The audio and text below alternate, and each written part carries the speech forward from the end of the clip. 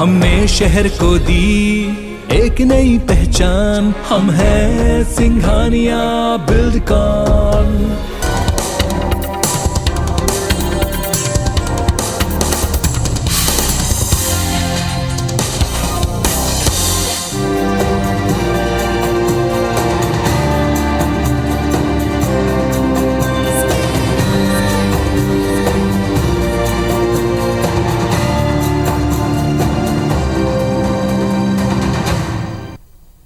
नमस्कार, स्वागत है आप सभी का हमारे खास कार्यक्रम मुमकिन है नशे से मुक्ति। जी हाँ, मैं हूँ आपके साथ ज्योति सिंह। इस प्रोग्राम का हमारा यही उद्देश्य है कि युवा पीढ़ी को नशे से मुक्त किया जाए, उन्हें जीने की सही दिशा, सही राह दिखाई जाए। हमारे देश में नशे की लत धीरे धीरे बढ़ती जा रही है, जिसमें धूम्रपान करने वालों और तंबाकू का सेवन करने वाले लोगों की तादाद काफी ज्यादा है और इसकी वजह से कैंसर जैसी घातक बीमारी भी तेजी से पैर पसार रही है। आज हम चर्चा करेंगे निकोटिन के बारे में। निकोटिन का सेवन मानसिक और शारीरिक तौर पर कितना खतरनाक होता है, ये हमारे मस्तिष्क पर कितना बुरा प्रभाव डालता है, हमारे शरीर को कितनी गंभीर बीमारियां देता है। लेकिन उसके पहले देखिए ये रिपोर्ट।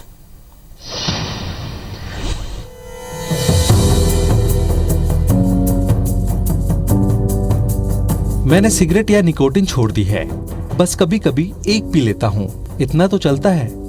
लेकिन अगर आप जानते हैं कि सिगरेट के पहले कश के साथ ही शरीर में कैसी कैसी रासायनिक हलचलें होने लगती है, तो ये ना कहते। एक सिगरेट भी हमारे शरीर को नुकसान पहुंचाती है। सिगरेट के धुएं के साथ निकोटिन खून में घुलता है और इसका असर मस्तिष्क पर भी पड़ता है। दिमाग में आनंद का एहसास कराने वाला रसायन डोपामिन रिलीज होता है। सिगरेट की लत के लिए इसका रिसाव काफी हद तक जिम्मेदार है। निकोटिन आंतों में मौजूद अच्छे और जरूरी बैक्टीरिया पर भी बुरा असर डालती है। इसकी वजह से पोषक तत्वों की प्रोसेसिंग कुछ देर के लिए थम जाती है।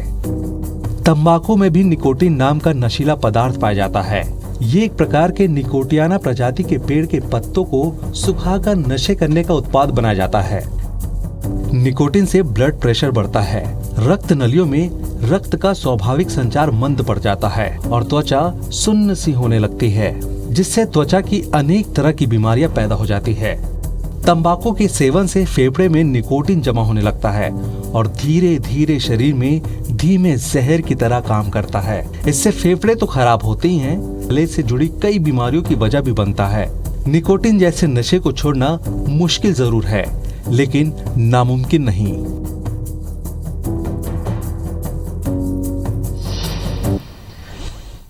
नशे की लत अगर व्यक्ति लगा सकता है तो नशे से मुक्ति भी व्यक्ति पा सकता है, क्योंकि ये मुक्ति आपको स्वस्थ जीवन के लिए प्रेरित करती है। इस पर चर्चा हम करेंगे। हमारे साथ स्टूडियो में मौजूद हैं मनोचिकित्सक डॉक्टर सुचिता गोयल। डॉक्टर सुचिता, बहुत बहुत स्वागत है आपका। Thank you. ये हमारी जो मुहिम है डॉक्टर सुचिता, हमारी कोशिश यही है कि हमारी जो युवा पीढ़ी है धीरे धीरे नशे की लत में जकड़ती जा रही है, जिसका नुकसान आने वाली पीढ़ियों को भी भुगतना पड़ेगा। बेहतर है कि हम उनकी मदद कर सकें और इस लिहाज से हमारी ये मुहिम है। आज हम चर्चा करेंगे निकोटिन के बारे में। निकोटिन जो है, इसके बारे में मैं आपसे सबसे पहले डेफिनेशन ही चाहूंगी कि निकोटिन है क्या और कैसे ये हमारे शरीर को प्रभावित करता है। राइट। मैं इसके साथ शुरू करने के पहले बताऊंगी कि निकोटिन जो अभी हमारे शरीर पे एक रसायन की जैसे रहता है और उसका रिसेप्टर मिड ब्रेन में होता है।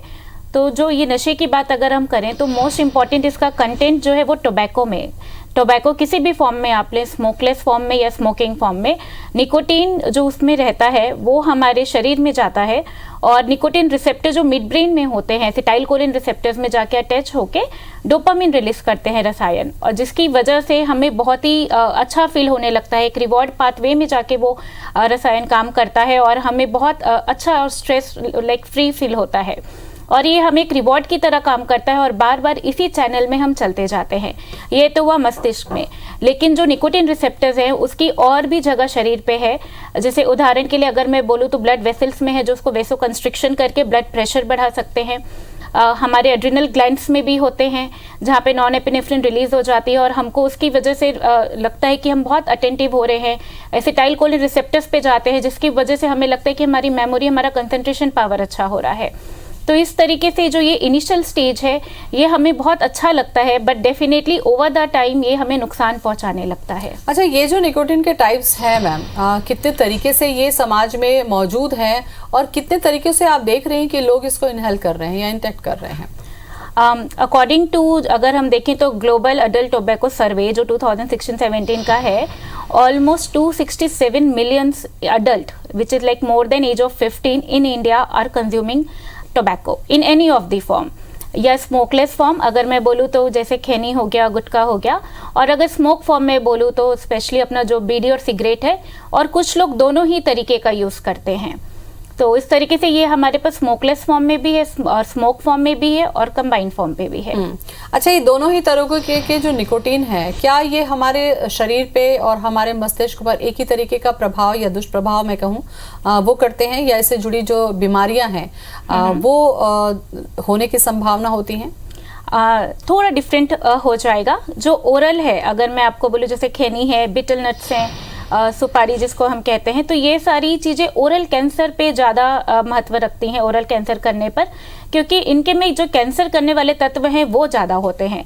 जबकि जो स्मोकिंग फॉर्म है उसमें जो निकोटीन की मात्रा है वो तुरंत जाती है हमारे ब्रेन पे और हमको बहुत अच्छा इफेक्ट देती है। ओरल फॉर्म का जो कंटेंट है वो स्लोली जाता है, जबकि स्मोकिंग फॉर्म का कंटेंट बहुत जल्दी जाता है। तो डेफिनेटली बीमारी तो करती है, लेकिन थोड़ा सा पिक्चर चेंज हो जाता है। जैसे स्मोकिंग फॉर्म पे हमको लंग कैंसर होने के चांसेस बढ़ जाते हैं और च्युइंग फॉर्म पे हमको ओरल कैंसर होने के चांसेस बढ़ जाते हैं। लोगों के तर्क बहुत सारे होते हैं डॉक्टर सुचिता, जब हम कहते हैं या कई बार हम अपने आसपास के लोगों को अवेयर करने के लिए कहते हैं, तो उनका कहना होता है कि जो नहीं पीते वो भी कैंसर से मरते हैं, जो नहीं खाते उनको भी मुंह का कैंसर होता है। तो ये इस तरीके के एक्सक्यूज देकर इसके पीछे मानसिकता क्या होती है? क्या वो लत जो होती है इतनी हावी होती है कि वो उनका एक जो डिसीजन पावर होता है उसको प्रभावित कर देती है, या अलग अलग तरीके के बहाने ढूंढने लगते हैं व्यक्ति? राइट हम यहाँ पे सिर्फ एक प्रोबेबिलिटी की बात करते हैं कि अगर आप इस तरीके की नशे करते हैं तो आपको बीमारी होने के चांसेस इंटू 2 हो जाता है या कुछ गुना ज़्यादा बढ़ सकते हैं। ये एक प्रोबेबिलिटी, एक रिस्क फैक्टर है। ऐसा नहीं है कि अगर आप नहीं करेंगे तो आपको होगा ही नहीं। डेफिनेटली और भी फैक्टर कंट्रीब्यूट होते हैं आपको कोई भी कैंसर होने के लिए, but this is one of the risk factor जो आपके कैंसर होने के चांसेस को बढ़ा सकता है। तो ये हमको ध्यान में रखना चाहिए। सेकेंडरी, इट्स मोस्ट इम्पॉर्टेंट कि जब आप परचेस कर रहे होते हैं तो उस पर ही लिखा रहता है कि ये कैंसर करने के काबिल है, उसके बाद भी हम उसे परचेस कर रहे हैं। तो डेफिनेटली हम चीजें देख के भी अनदेखा कर जाते हैं। क्योंकि सिगरेट के पैकेट पे, गुटखे के पैकेट पे डॉक्टर सुचिता आपने देखा होगा कि जो चित्र बना होता है वो इतना डरावना होता है, उसके बाद भी लोग उसको खरीद के जब पीते हैं तो समझिए कि कितनी दरिया दिली दिखाते हैं अपनी सेहत के खिलाफ। यहाँ पर एक सबसे अहम बात यह है कि ये जो चीज़, मान लीजिए आजकल हम ये देख रहे हैं कि यंग जनरेशन में, यानी कि स्कूल कॉलेज के बच्चों तक ये चीज़ें हम देख रहे हैं नशे की, ये उन बच्चों के युवा होने के बाद, चाहे लड़के में हो चाहे लड़कियों में, किस तरीके से शारीरिक दुष्प्रभाव के रूप में सामने आती है, ये कारण जानना बेहद ज़रूरी है नशे की लत छोड़ने से पहले। राइट अगर हम देखें तो ये शुरुआत कैसे होती है पहले ये समझ लेते हैं। सबसे पहले अगर हम देखें तो एक्सपेरिमेंटल, कि चलो यार एक्सपेरिमेंट करके देखते हैं कैसा हो रहा है, तो आप एक्सपेरिमेंट करना शुरू करते हैं, या आप खुद से करना चाहते हैं या पीयर प्रेशर के अकॉर्डिंग आप करना चाहते हैं। सेकंड, जब आप एक्सपेरिमेंट करना शुरू करते हैं, आपको अच्छा लगता है तो आप ओकेजनल या सोशल यूजर हो जाते हैं कि जब मैं फ्रेंड्स के साथ जाऊंगा तब मैं स्मोक कर लूंगा, एंड देन ग्रेजुअली आप उसमें फिर रेगुलर यूजर में कन्वर्ट हो जाते हैं।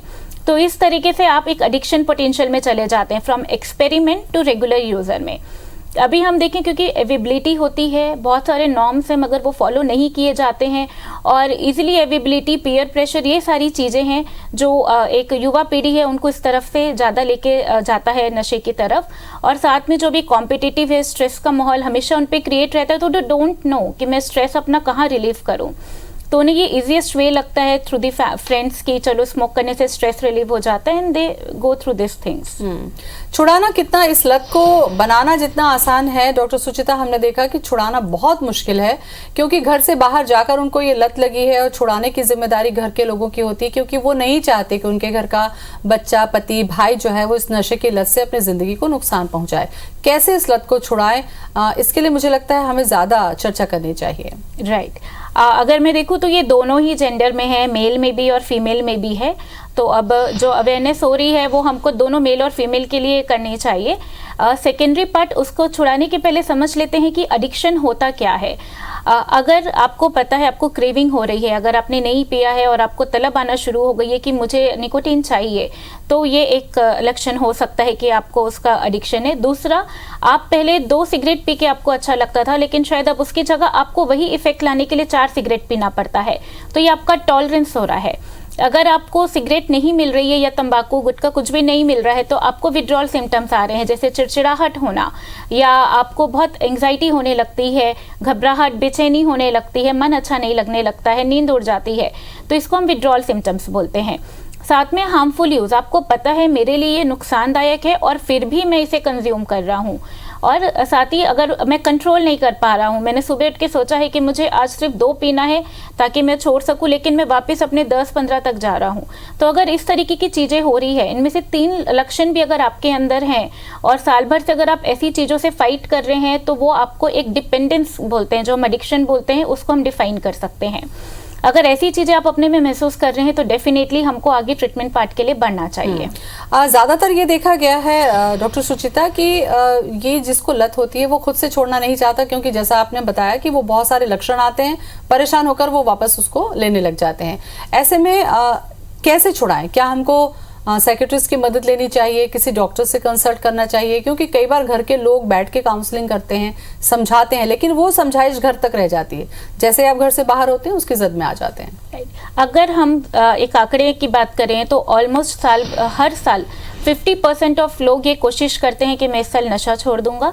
सिर्फ उनको ये थॉट आता है, थिंकिंग आती है। 30% उसमें से कोशिश करना शुरू करते हैं और सिर्फ 3% लोग सक्सीड होते हैं अपने किसी भी नशे को छोड़ने के लिए, या पर्टिकुलरली मैं टोबैको की बात करूँ तो जहाँ 50% की सोच से हम सिर्फ 3% तक सक्सीड हो पा रहे हैं, तो ये एक बहुत बड़ा गैप हो जाता है। इसको छुड़ाने के लिए बहुत सारे तरीके होते हैं।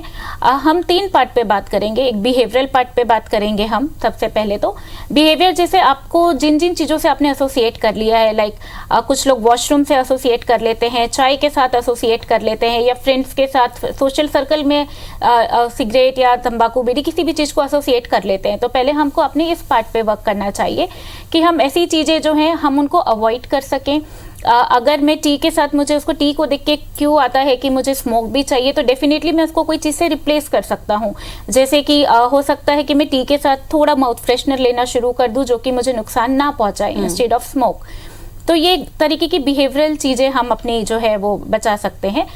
सेकंड, अगर मैं देखूँ तो जो अपन को साइकोलॉजिकल सिम्टम्स आते हैं जो विड्रॉल में हैं, जैसे क्रेविंग आना हो गया, एक तो तलब आने लगती है, चिड़चिड़ाहट, गुस्सा, एंग्जाइटी, ये सारी जो चीज़ें आने लगती है, इसे हम 2 तरीके से मैनेज कर सकते हैं।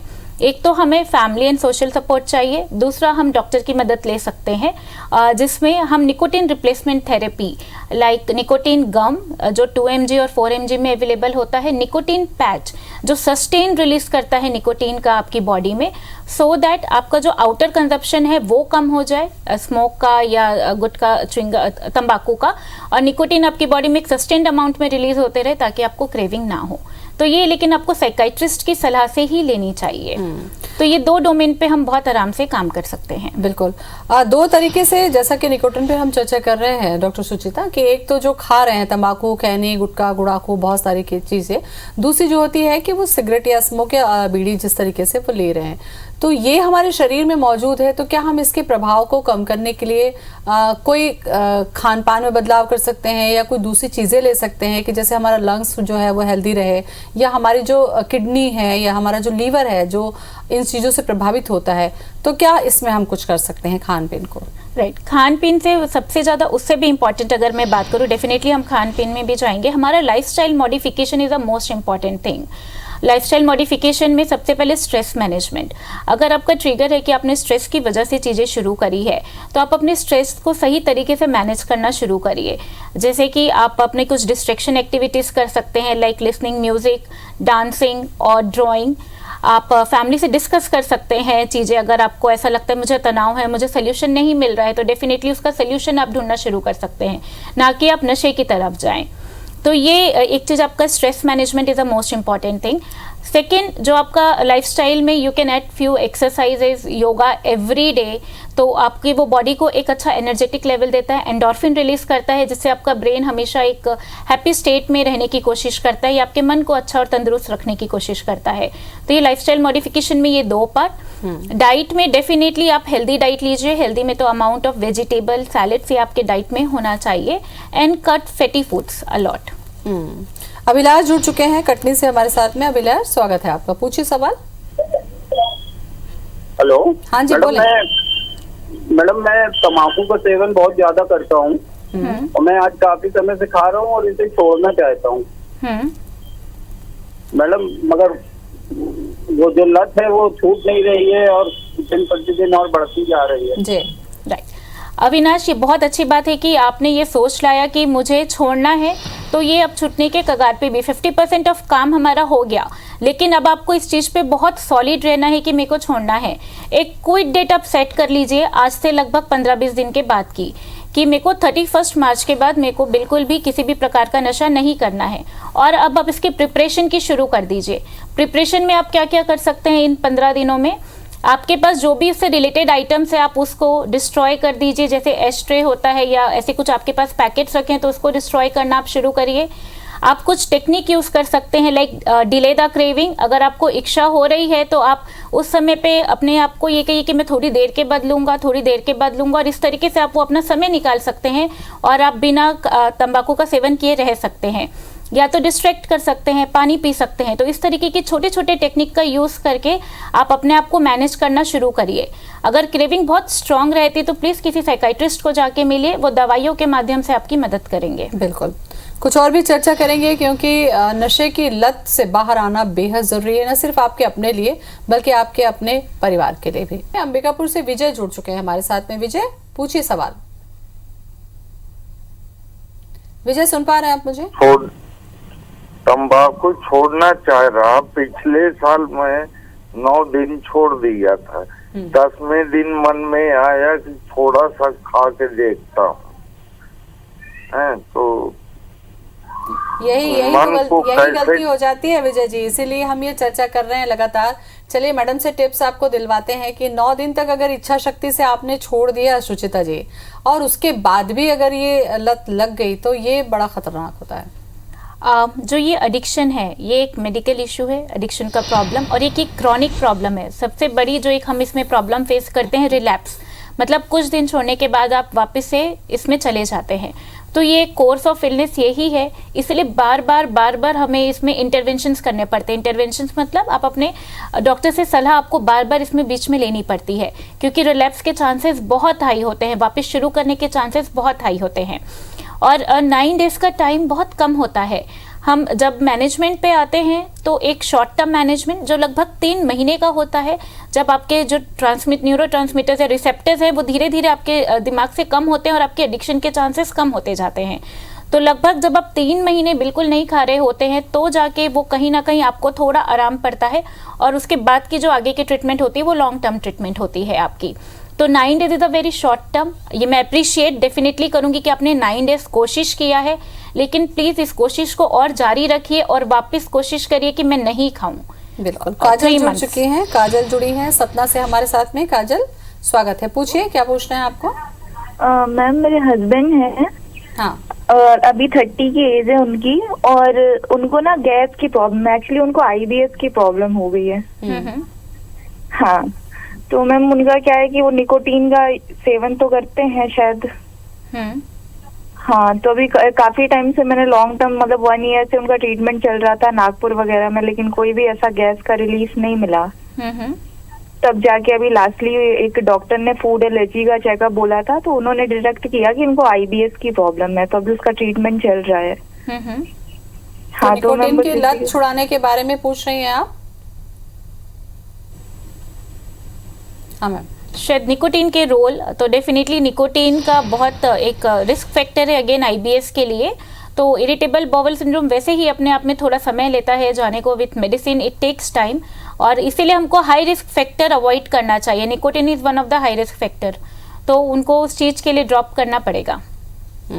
अच्छा, कई लोगों की ये शिकायत होती है, जैसे कि लत बन गई सुचिता जी, ये भी मैं आपसे जानना चाहूँगी कि कई लोग छोड़ना चाहते हैं, फिर उनको ये लगता है कि अगर वो छोड़ रहे हैं तो उनको कॉन्स्टिपेशन हो रहा है, अगर वो छोड़ रहे हैं तो उनको नींद नहीं आ रही है, अगर वो छोड़ रहे हैं तो उनको घबराहट हो रही है, गुस्सा आ रहा है, तो इससे बचने के लिए वो वापस उस दिशा में बढ़ने लगते हैं। तो क्या ये वास्तविकता है या ये लेने के लिए एक बहाना ढूंढता है व्यक्ति?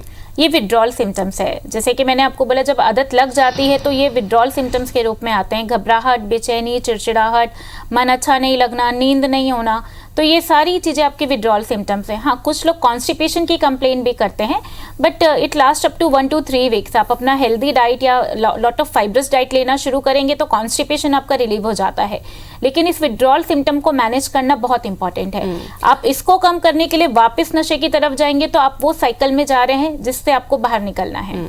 डॉक्टर सुचिता, जिनके घर में ड्रिंक की जा रही है, जिनके घर में स्मोक किया जा रहा है, चाहे बच्चे बड़े, उनको ये लगता ही नहीं कि इनको साइकेट्रिस्ट के पास जाके छुड़वाना चाहिए। साइकेट्रिस्ट का मतलब होता है कि कोई दिमागी बीमारी होगी तभी वहां पर जाया जाएगा। मनोचिकित्सक किस तरीके से मदद कर सकते हैं नशे की लत को छुड़वाने के लिए, फिर वो चाहे सिगरेट की हो या तंबाकू की हो। किसी भी प्रकार का एडिक्शन अपने आप में एक बीमारी है, हम इसे एक बीमारी के रूप में देखें तो साइकाइट्रिस्ट यहाँ पे बहुत बड़ा रोल प्ले करता है। आपके एडिक्शन को समझते हुए आपको एक इंडिविजुअल प्लान देते हैं, आपको सब कुछ ध्यान में रखते हुए आपको आपकी पूरी एक इंडिविजुअल जो थेरेपी होती है वो देना शुरू करते हैं। तो मनोचिकित्सक का बहुत बड़ा रोल है। अगर आप मनोचिकित्सक तक नहीं पहुंच रहे हैं तो आपके जो कस्बा जिला है वहाँ पे भी आपके पास ड्रग जो टोबैको सिथेशन सेंटर्स होते हैं, आप वहाँ पे भी जाके मदद ले सकते हैं। और भी आपके जो फिजिशियंस हैं जिनको आप रेगुलरली मिलते हैं, आप उनसे भी मदद ले सकते हैं। कोई टिप्स ज़रूर मैं आपसे चाहूँगी सुचिता, कि अगर कोई ये सोचे कि आज से मुझे ही नहीं लेना है, तो ऐसे में हमारा जो संकल्प है, हमारा जो विल पावर है, उसके लिए क्या कुछ एक्सपेरिमेंट हम कर सकते हैं कि हाँ हम इतने दिन नहीं पड़ेंगे? ऐसे धीरे धीरे कुछ स्टेप्स होते हैं या कुछ ऐसा प्रक्रिया है जिससे हमको मदद मिलती है? हम 2 तरीके से छोड़ सकते हैं। या तो वी डिसाइड कि हम पूरा ड्रॉप कर देंगे, या तो वी डिसाइड कि मैं धीरे धीरे कम करते हुए छोड़ूंगा। तो ये 2 तरीके हैं आपके पास छोड़ने के लिए। आप एक अपना क्विट डेट सेट कर लीजिए, वो सबसे इंपॉर्टेंट है, बिकॉज वो आपका लास्ट डेट होगा कि जिसके बाद आप बिल्कुल भी टोबैको का कंजप्शन नहीं करेंगे किसी भी फॉर्म में। तो आपको जो भी तरीका अपने लिए बेटर लगता है आप उस तरीके से इस चीज की प्लानिंग कर सकते हैं। योगेश जुड़ चुके हैं रायपुर से। योगेश, स्वागत है आपका, पूछिए सवाल। हेलो। हाँ जी, बोलें। मैं 30 साल से गुड़ाखू घस रहा हूँ मैडम। हाँ। और थोड़ा जीभ में दर्द होता है, छोड़ना चाहता हूँ। 20 साल एक बहुत लंबा वक्त हो गया। बताएं मैम, क्या करना चाहते हैं आप? बिल्कुल, आप इतने साल से आप ले रहे हैं तो डेफिनेटली जब हम छोड़ेंगे तो हमको विड्रॉल सिम्टम भी आएगा। योगेश जी, बस आप डिसाइड कर लीजिए आपको छोड़ना है, और हम इसमें जैसे कि मैंने पहले बोला, डिले द क्रेविंग। अगर इच्छा हो तो उस चीज़ को आप ना लें, अपने आप को मन को समझाते जाएं कि मुझे नहीं लेना है। दूसरा, डिस्ट्रैक्ट करें अपने आप को, कुछ कोई भी तरीके से आप डिस्ट्रैक्ट कर सकते हैं और साथ में डिस्कस कर सकते हैं। तो इस तरीके की छोटी छोटी तकनीक यूज़ करना शुरू करिए। क्योंकि अगर जीभ में तकलीफ हो रही है तो एक अच्छा साइन नहीं है। बेहतर यह है कि कोई आगे चलकर गंभीर बीमारी हो उससे पहले ही आप इससे बाहर आ जाएं। काफ़ी अहम जानकारी डॉक्टर सुचिता आपने दी, बहुत बहुत शुक्रिया आपका। नमस्कार।